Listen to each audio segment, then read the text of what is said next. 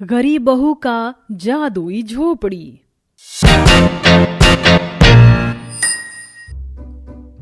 आज तो बहुत देर हो गई है काम करते करते, पता ही नहीं चला कब 6 बज गए। हाँ सुनीता, चलो अब घर चलते हैं। माँ और कंचन हमारी राह देख रहे होंगे। रोशन सुनीता अपने सिर पर से सीमेंट का तसला उतार हाथ पैर धोकर जाने लगते हैं कि तभी कहाँ जा रहे हो तुम लोग? मालिक 6 बज गए हैं, इसलिए हम घर जा रहे हैं। अभी तक कोई मजदूर उठा है अपने काम पर से जो तुम लोग जा रहे हो? चुपचाप से काम करो। लेकिन मालिक, हमारा तो काम करने का समय सिर्फ 6 बजे तक ही है। तुम लोग मजदूर हो, कोई बड़ी कंपनी में काम करने वाली कर्मचारी नहीं हो जो 6 बजते ही घर चल दिए, समझे? जोगिंदर की बात सुन बेचारी सुनीता और रोशन मजदूरों के साथ काम पर लग जाते हैं और देर रात 9 बजे तक काम करके अपने घर लौटते हैं। माँ, बाबा, आप आ गए? मैं कब से आप दोनों का इंतजार कर रही थी। पता है, दादी माँ की दवाइयाँ भी खत्म हो गई हैं। सुनिए जी, माँ जी की दवाई खत्म हुए 1 हफ्ता हो गया है। आप सरकारी दवाई खाने से माँ जी की दवाई ले आइए। सुनीता, तुम तो जानती हो कि वहाँ की दवाइयाँ कितनी बेकार होती हैं। भगवान ने तो मुझे इतना काबिल भी नहीं बनाया कि मैं अपनी माँ का ठीक से इलाज करवा सकूं।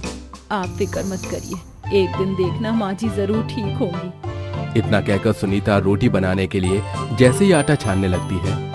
ये क्या, ये तो बस 1 रोटी का ही आटा है।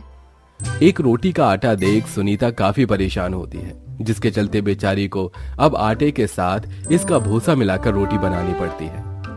ये क्या माँ, आज भी घिये की सब्जी?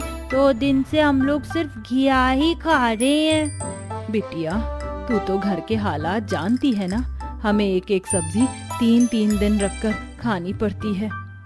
आपको पता है, मेरी उम्र की सभी लड़कियां स्कूल जाती हैं, स्कूल की वर्दी पहनती हैं और बहुत सारी पढ़ाई भी करती हैं।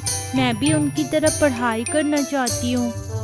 हाँ मेरी बिटिया, तू भी जरूर एक दिन पढ़ाई करेगी और पढ़ लिख कर अपनी जिंदगी में कामयाब होगी, ताकि तुझे हमारी तरह ऐसे मजदूरी करके अपनी जिंदगी ना जीनी पड़े। सुनीता के परिवार में इतनी ज्यादा गरीबी थी कि वो लोग न तो सरला का ढंग से इलाज करवा पा रहे थे और ना ही अपनी 10 साल की बेटी को आज तक स्कूल भेज पाई थी और ना ही 2 वक्त की रोटी खा पा रहे थे। वो सभी एक बस्ती में रहकर अपना सिर छुपाते थे। ये देखो सुनीता, मैं क्या लेकर आया हूँ। पास वाले मंदिर में ही आलू पूरी का भंडारा हो रहा था, तो मैं वहां से हम सबके लिए ये आलू पूरी लेकर आया हूँ। चलो अब जल्दी से घर चलते हैं, न जाने आज कितने समय बाद हम लोग इतनी अच्छी कोई चीज खाएंगे। रोशन की बात सुन सुनीता की आंखों में आंसू आ जाते हैं। सुनीता और रोशन आलू पूरी लिए घर जाने लगते हैं कि तभी रास्ते में सुनीता को एक सुंदर सी गाय दिखाई देती है जो जोर जोर से आवाज निकाल रही होती है। देखिए ना, ये कितनी सुंदर गाय है, लगता है इसे भूख लगी है। लेकिन हम इस गाय को क्या खिलाएंगे? रोशन की बात सुन सुनीता जल्दी से आलू पूरी में से अपने हिस्से की 2 पूरी निकालकर उस गाय को खिलाने लगती है।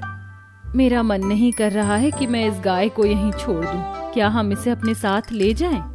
हमारे पास खुद के खाने के लिए तो कुछ है नहीं, हम भला इस गाय को क्या खिलाएंगे? मैं जानती हूँ, लेकिन आप फिक्र मत करिए, मैं इसे अपने हिस्से की रोटी दे दूंगी, लेकिन इसे भूखा नहीं रहने दूंगी। सुनीता का गाय के प्रति इतना प्यार देख रोशन सुनीता को मना नहीं कर पाता, जिसके बाद सुनीता उस गाय को अपने साथ घर ले आती है और अब वो गाय भी सुनीता के परिवार का एक हिस्सा बनकर उनके साथ रहती है। वहीं सुनीता उस गाय का नाम प्यार से भूरी रखती है। माँ, तुम अपने हिस्से की रोटी कहाँ ले जा रही हो? भूरी को खिलाने के लिए। माँ, तुमने कल रात से कुछ भी नहीं खाया और अब अपनी रोटी भी भूरिया को खिलाने के लिए जा रही हो। वो सिर्फ एक गाय नहीं, बल्कि गौ माता भी है, और गौ माता को रोटी खिलाना पुण्य का काम होता है। सुनीता खुद भूखी रह लेती थी, लेकिन भूरी को कभी भूखा नहीं रहने देती थी। और ऐसे ही कुछ दिन गुजर जाते हैं। सब कुछ ठीक चल रहा था, लेकिन एक दिन मैं अपनी बच्ची पत्नी को लेकर कहाँ जाऊंगा?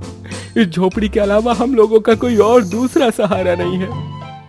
हम आपकी मजबूरी समझ सकते हैं, लेकिन ये सरकार का ऑर्डर है, हमें जल्द से जल्द इस पूरी बस्ती को खाली करना होगा। अगर आप लोगों ने ये बस्ती खाली नहीं की तो हमें जबरदस्ती आपसे इस बस्ती को खाली करवाना पड़ेगा।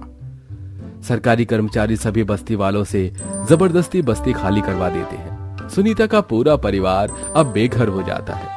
रोशन अपनी बूढ़ी बीमार माँ को पीठ पर उठाता है, वहीं सुनीता हाथों में कपड़ों की पोटली लिए और बेटी का हाथ पकड़े सड़कों पर दर दर भटकने लगती है। हम लोग क्या अब ऐसे ही सड़कों पर घूमेंगे? अब हमारा कोई भी घर नहीं है। भगवान ने हमारी किस्मत में और कितने दुख लिखे हैं ये मुझे भी नहीं पता। मैं भी देखती हूँ भगवान हमसे और कितनी परीक्षा लेगा। किस्मत और गरीबी का मारा पूरा परिवार एक पेड़ के नीचे बैठ जाता है और भूखे प्यासे उस पेड़ के नीचे अपनी रात गुजारता है। अगली सुबह अब हम लोग क्या करें? मुझे तो कुछ समझ नहीं आ रहा है। सबसे ज्यादा फिक्र मुझे कंचन और माची की हो रही है। सुनीता, यही पास में खेत है, वहाँ पर काफी सारे फूस हैं। मैं सोच रहा था जंगल से कुछ लकड़ियाँ लाकर उसे और फूस को उसकी झोपड़ी बना लेते हैं। कम से कम सिर छुपाने को आसरा तो मिल जाएगा। मैं भी आपके साथ चलती हूँ।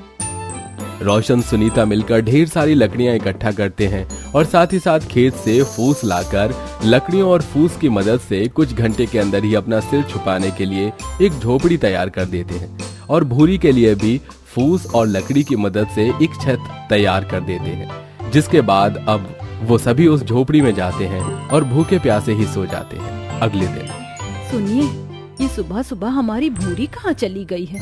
कब से ढूंढ रही हूँ, मिल ही नहीं रही है। अरे इसमें इतना परेशान होने वाली कौन सी बात है? सामने ढेर सारे खेत है ना, तो वहीं पर घास खाने के लिए गई होगी। माँ, आप तो जानती हो कि भूरी को हरी हरी घास कितनी पसंद है। थोड़ी देर में आ जाएगी। कंचन और रोशन की बात सुन सुनीता थोड़ी शांत होती है। माँ, बहुत भूख लगी है। 2 दिन हो गए हैं कुछ खाए हुए। अब तो भूख के मारे पेट में भी दर्द शुरू हो गया है। दर्द तो अब हम सबके पेट में है, लेकिन क्या करें?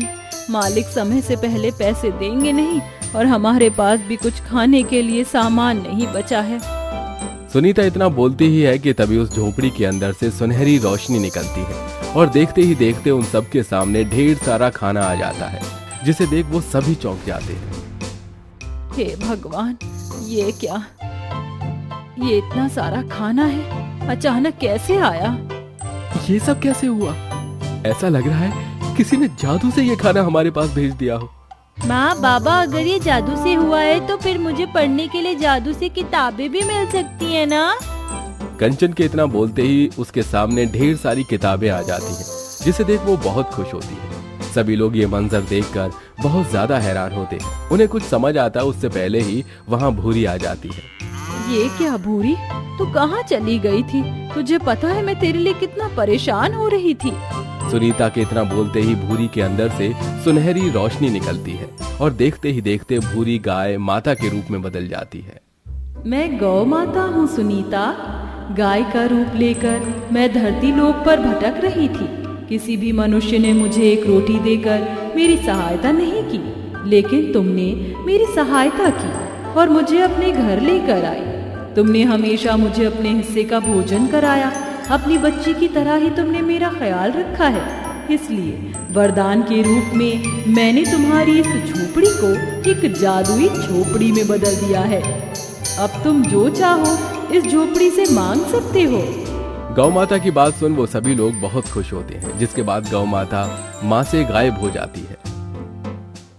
ऐ जादुई झोपड़ी, न जाने हम लोग कितने समय से यही पुराने फटे कपड़े पहन रहे हैं। हमारी मदद करो और हमारे परिवार को नए कपड़े दे दो। रोशन के इतना बोलते ही उन सभी के पुराने कपड़े नए कपड़ों में बदल जाते हैं। ऐ जादुई झोपड़ी, मेरी सास पिछले कई समय से बीमार है, इन्हें भी ठीक कर दो।